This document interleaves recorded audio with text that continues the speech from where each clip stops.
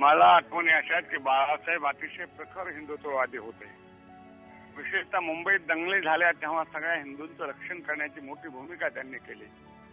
त्यामुळे हिंदू या देशातल्या सगळ्या प्रत्येक हिंदूला असं वाटतं की आपल्या कुटुंबातलाच कोणीतरी आपला निश्चित तारणारा माणूस गेलाय अशी त्यांच्याबद्दलचं भावना आणि प्रेम आहे. आमच्या युतीचाही आधार गेला. शिवसेना प्रमुखांच्यामुळेच महाराष्ट्रात सत्ता परिवर्तन झालं. एक कणखर भूमिका, दिलेल्या शब्दाला जागणारे आणि कशालाही निर्भयपणे बिनतोड जबाब देणारे असं त्यांचं एक आगळं वेगळं नेतृत्व होतं. त्यांची शैलीला लोक ठाकरी भाषा म्हणत असत.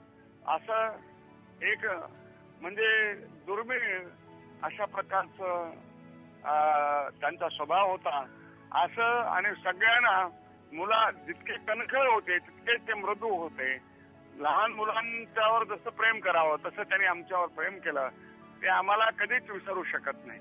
आमचा वडिलकीचा आधारच गेला अशी आमची भावना झाली. आणि शिवसेना आणि भाजप याच्यात त्यांनी दुजाभाव कधीही केला नाही. त्यामुळे आम्हाला अतिशय बरोबरीने वागवलं म्हणूनच इतके वर्ष ही इथे टिकली.